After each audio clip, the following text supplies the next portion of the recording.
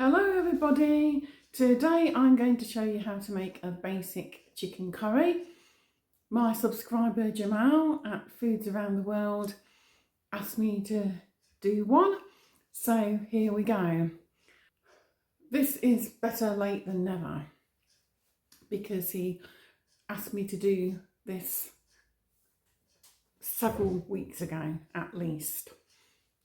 Now, the way I'm going to do it is I'm going to make up some chicken curry rice boxes. Sometimes Dan, due to the nature of his work, he travels to his tunings, he has to go to the tunings, he can't bring the pianos to him. He gets caught up in traffic and he's home late, or else he's going to have a long day and he knows he's going to have a long day. And he's not going to be home in time for tea or supper. And a rice box means he can take a curry in his food flask to enjoy during the day, and it will stay nice and warm. Although Dan is still quite partial to a cold curry. I had a cold curry for the first time. When I was 18, I went to an Anglo-Indian wedding. And very enjoyable the curry was too. I have only occasionally had cold curry since. I do prefer my curries hot, but then it depends on the curry. Some curries are still as tasty when they're cold as they are when they're heated up. So without further ado, let's get down to it. Now, the first thing to do is to put a tablespoon or two of ghee into a pan over a medium heat. This one is from an independent producer. It's organic and it was quite expensive. It's a really lovely one. Let that melt, and then when it's melted, we'll put in some black mustard seeds. Here they go, there's about a teaspoon there, and they will pop. And after about 30 seconds, we can add the onions. I've roughly chopped 2 brown onions, and I'm going to add these to the pan. Give these a good stir around. We don't want them to go brown, we just want them to soften. I'm going to lower the temperature. There we go. So the heat's down to its minimum. And they should just start to become translucent in the next 2 to 3 minutes. While that's happening, I'll just chop up this lovely red pepper. I got 3 yesterday from my local greengrocer for 99p. I also have these little peppers. These are bell peppers. They're from our plants. They didn't do much, but I'm going to add them to the curry. Remember when you get started to give everything a wash before you start to chop it. I'm cutting this pepper into rings. It's not the biggest long pointy pepper, but it's sweet and it has a lovely flavour. I like them in salads and omelettes and all manner of things, as does Dan. I hope you will really enjoy this curry. It's one of his favourite foods, as it is mine. It will help to keep him warm and toasty while he's out on his tunings, and help to fill him up. Because after all, it's good protein for him. I'm going to be trying tonight for my supper a Punjabi chole, I hope I've said that right, which is a ready-made meal in the grocery section of our local Asian mini market, but doesn't have any additives in. So there we have the pepper. I'm now going to add that. Again, give everything a stir. I'm also going to chop these chilies. These are bird-eye chilies and we grew them. They are fiery hot. Dan loves a hot curry, as do I, which is why we chose this variety. I'm adding 2, and I'll probably add 1 or 2 whole green chilies as well to the curry. I'm also going to add some curry leaves. These are dry curry leaves.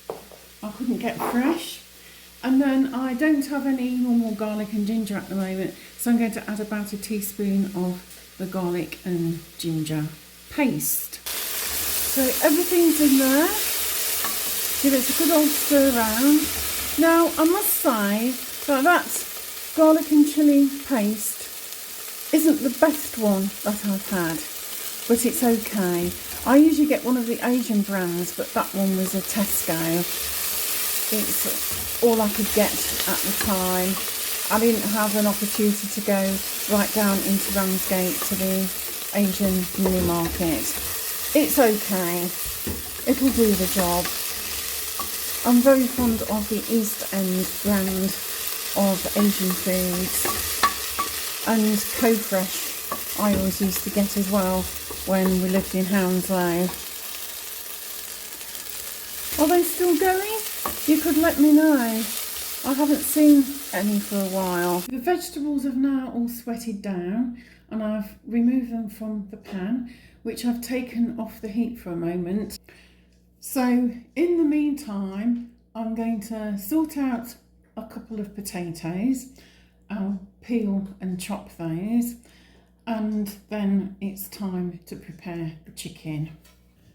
I have a few smaller potatoes here.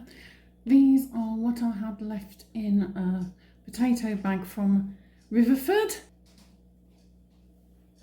And just to surprise you, I have made sprout curry a few times in the past as well. If you want to see a Brussels sprout curry recipe, let me know in the comments. But I'm going to add these Brussels sprouts to the curry. They need using. These are from a big Brussels sprout stalk that we got from our local farm shop, which is Rose Farm on Hayne Road, just outside Ramsgate on the way to Westwood Cross. These are the potatoes. I have part peeled them. I want to leave a bit of goodness on, and I've chopped them into large cubes, and I'm sitting them in water now for 10-15 minutes. They have already been washed, but this will get them even cleaner, and it also gets some of the starch out as well. I'm making a start on the Brussels. These have been washed. I'm cutting the bigger ones in half, and the smaller ones I'm just leaving whole.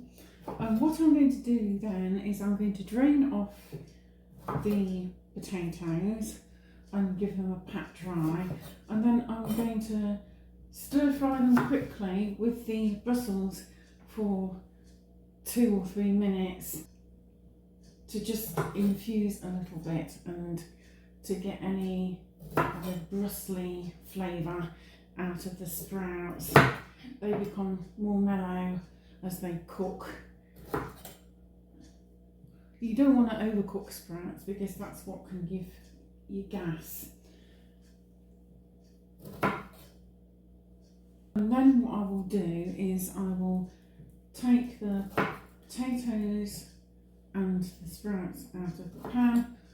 I'll keep the sprouts to one side, and then I will add the sprouts again towards the end of the cooking time so they don't become overcooked. Some of these could actually be cut a bit smaller, say into 4. So in the end I decided to cook the potatoes and the Brussels separately. I've put a little more ghee in the pressure cooker on the stove on a medium heat, and I have drained the potatoes and dried them off, and I'll cook those in the ghee and add them to the vegetables I've just fried off, and then I'll put the Brussels in with a little more ghee if necessary and stir fry those for a couple of minutes, and then put them onto a plate just to keep them separate until later on in the recipe.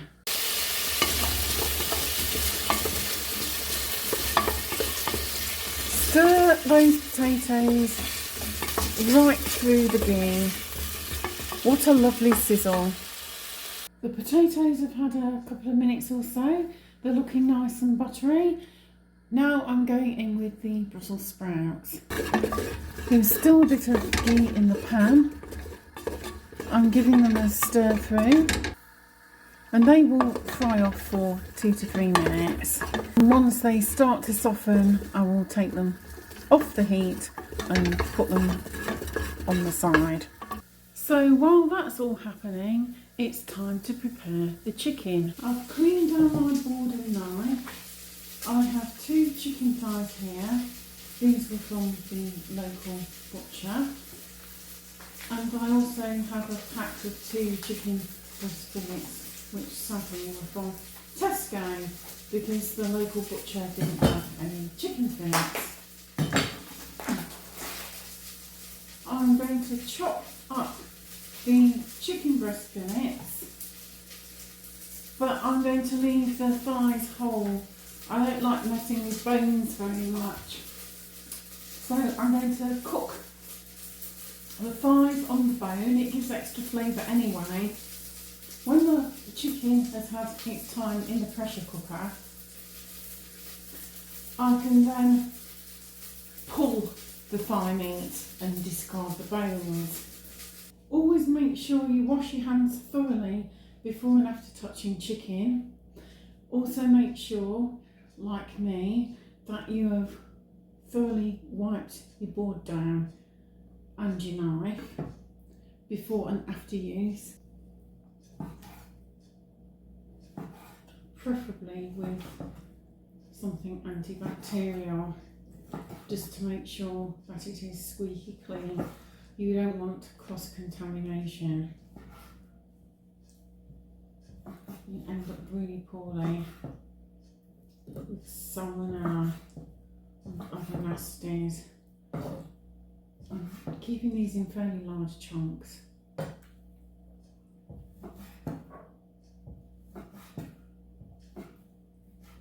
It's always a good idea to season the meat before you cook it. Hands are washed. I'm going to sprinkle on some pepper.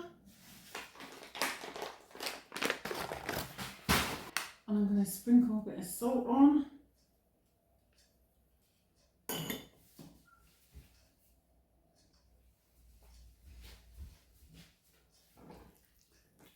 I've added the whole thighs as well. I'm just coating everything with salt and pepper. Put them back on the plate and clean down my hands and the board. We're very lucky that we have a utility sink as well, and I can just go and do this in the utility. I've put the chicken in the pan with a bit of ghee, and I'm stirring the chicken around a little bit to get everything coated in the ghee, and I will turn the chicken periodically so it's brown all over. I also stirred in about 2 tablespoons of gram flour. A bit of flour helps to stop the chicken from sticking to the pan, and gram flour is also gluten-free. The flour needs cooking out as well, so you don't get any raw flour taste. I have now removed the chicken from the pan, and we're ready now to get on to the next stage. Now for the interesting bit, I've added everything back to the pan, and I have here some homemade curry paste. If you want to see my secret sauce recipe, I'll link it up at the top as something for you to watch. I've stirred everything through the sauce to fully combine, and that will cook off for a minute or 2.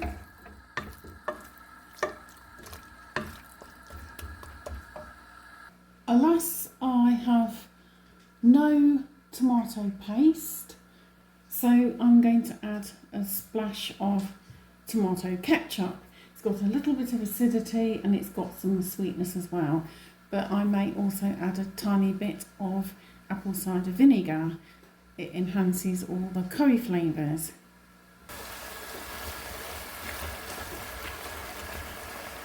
And we want just a tiny splash of this as well.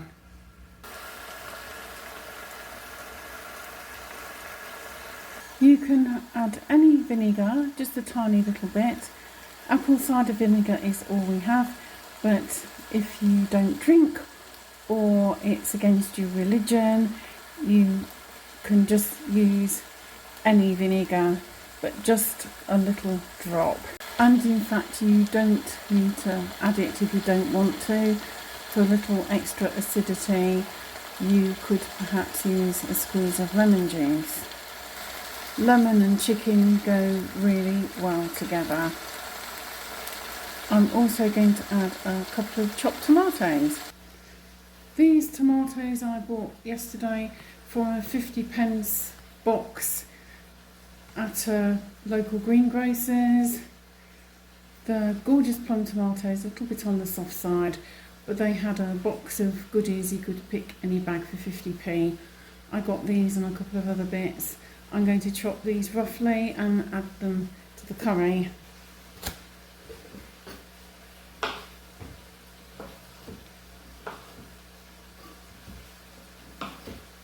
You don't have to remove any of the skin or any of the seeds, just put them in as they are.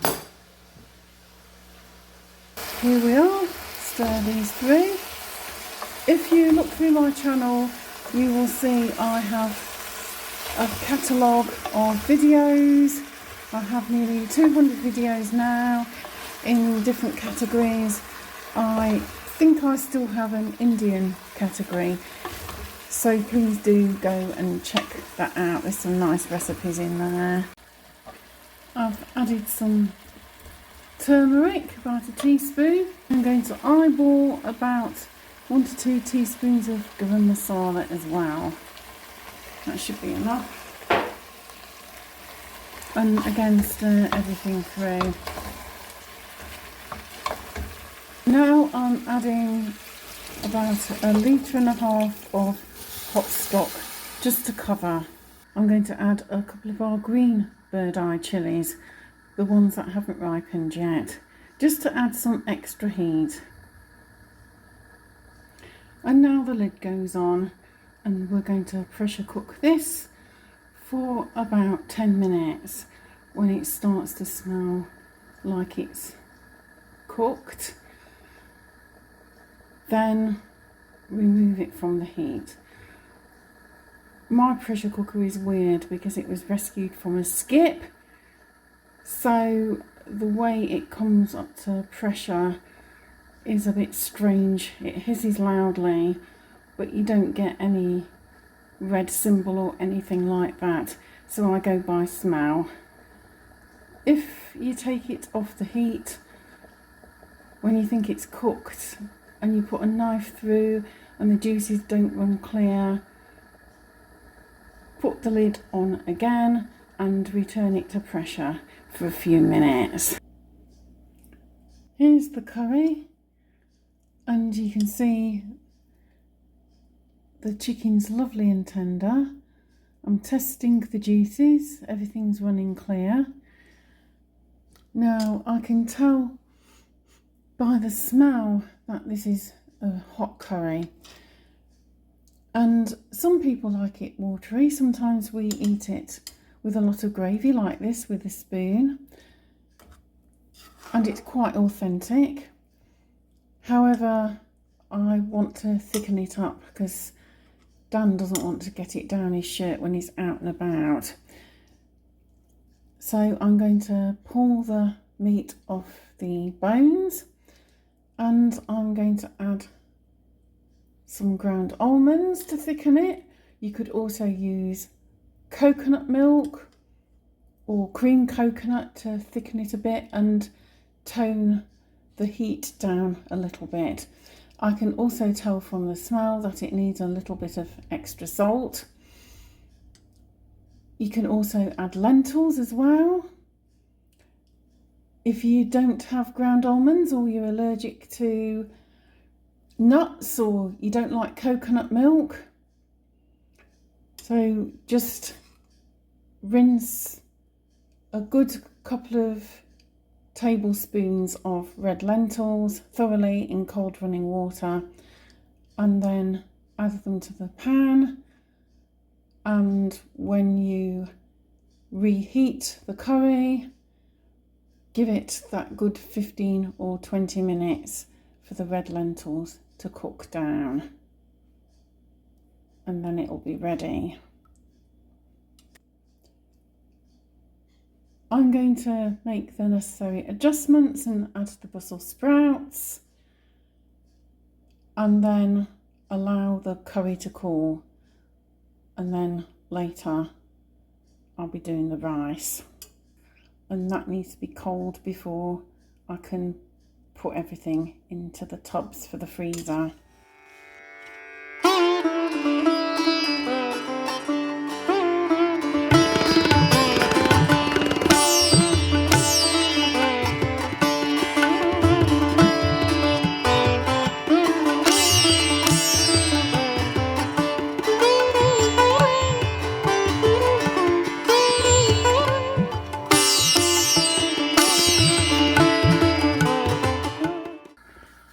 So this is the chicken curry at its basic gravy.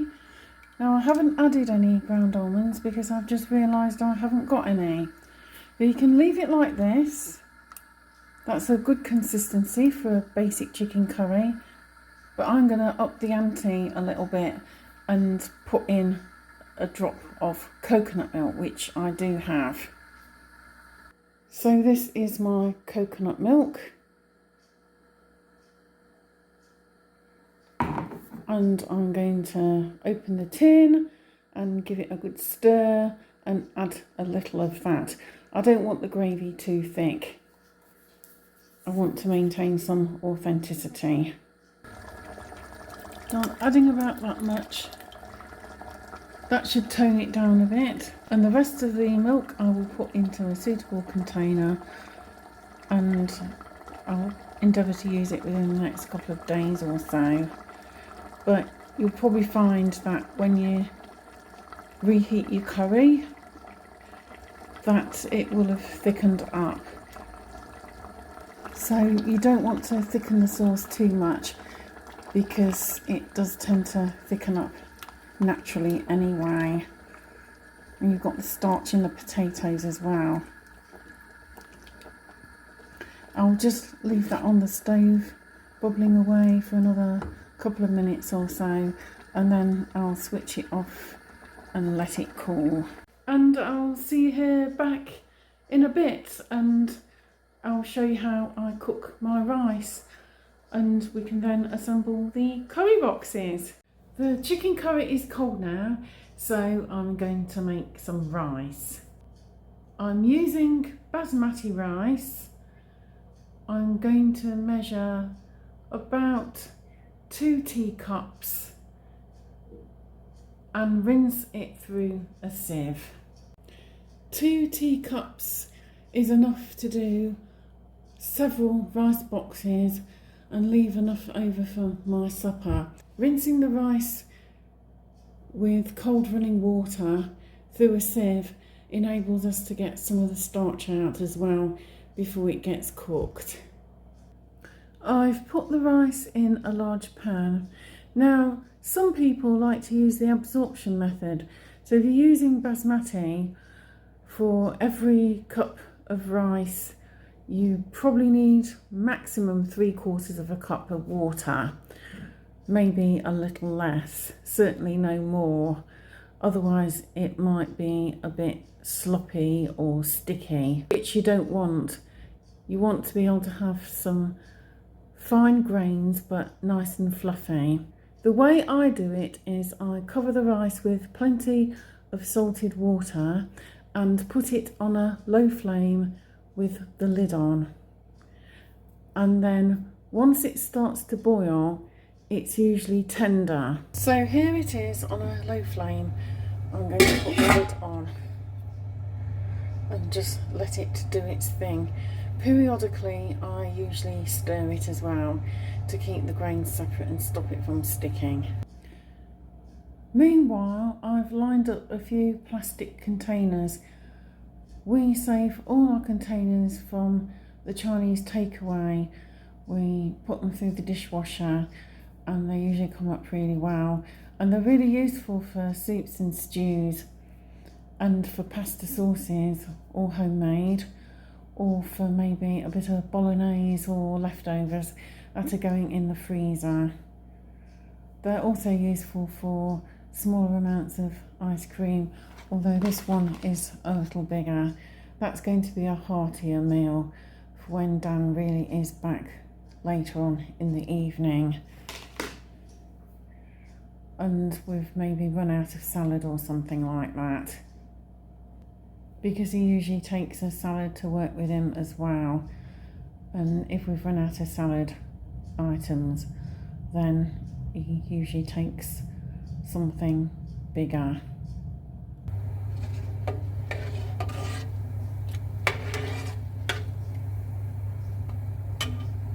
So here we are then, the rice is ready.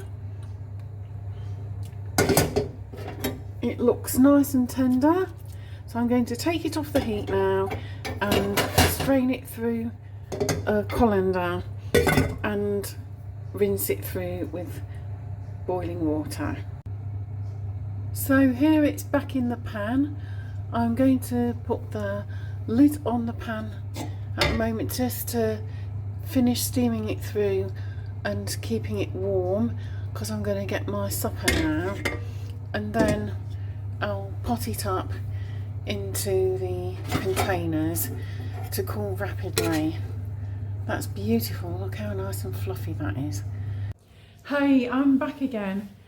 The rice is now cold and I've got my tubs laid out in a row, and it's time to fill those lovely tubs with the chicken curry and the rice. So let's get down to it.